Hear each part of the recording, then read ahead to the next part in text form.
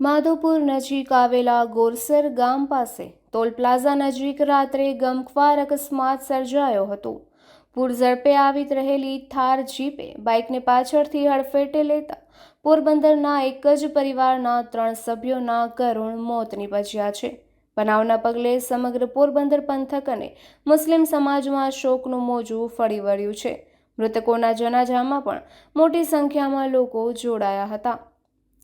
પોરબંદરના આવાસ કોલોનીમાં રહેતા નઝીર જુમા સાટી તેમના પત્ની રોજીનાબેન અને 3 વર્ષીય પુત્ર નવાઝ કેશોદ ગામે રોજીનાબેનના પિતાના ઘરે ઈદની ઉજવણી કરવા ગયા હતા। સોમવારે મોડી રાત્રે 3 જણા બાઇક પર પોરબંદર પરત ફરી રહ્યા હતા।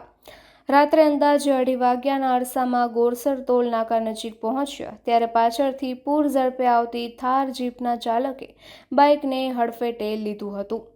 થારની ટક્કર એટલી જોરદાર હતી કે બાઇક સાથે 3 સભ્યો ફંગોળાઈને રસ્તા પર પટકાયા હતા। માથા અને શરીરના ભાગે ગંભીર ઇજાઓ પહોંચતા ત્રણેયનું ઘટના સ્થળે જ કમકમાટીભર્યું મોત નીપજ્યું હતું। બીજી તરફ અકસ્માત સર્જનાર થાર જીપમાં પણ 2 લોકો સવાર હોવાનું જાણવા મળ્યું છે। ટક્કર બાદ થાર પણ બેકાબૂ બનીને રોડની સાઈડમાં અથડાઈ હતી, જેમાં સવાર 2 પૈકી એક વ્યક્તિને ગંભીર ઇજાઓ પહોંચતા તેને તાત્કાલિક વધુ સારવાર માટે રાજકોટ ખસેડવામાં આવ્યો હોવાનું જાણવા મળે છે। બનાવની જાણ થતાં જ માધવપુર પોલીસ ઘટના સ્થળે દોડી આવી હતી। એક સાથે આખા પરિવારના મોતથી આવાસ વિસ્તાર અને મુસ્લિમ સમાજમાં ભારે અરેરાટી અને શોકની લાગણી પ્રસરી ગઈ છે।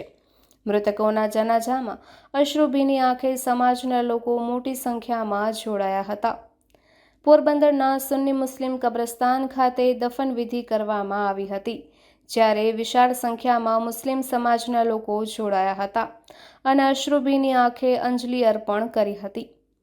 ચોંકાવનારી બાબત એ છે કે ગત રાત્રે 2:30 વાગ્યે બનેલા આ ગમખ્વાર અકસ્માતમાં બીજા દિવસે સાંજે 7:30 વાગ્યા સુધી પોલીસ દ્વારા કોઈ FIR દાખલ કરવામાં આવી ન હતી, જેને લઈને અનેક તર્ક વિતર્ક અને ચર્ચાઓએ જોર પકડ્યું હતું। નિપુલ પોપટ, પોરબંદર ટાઈમ્સ।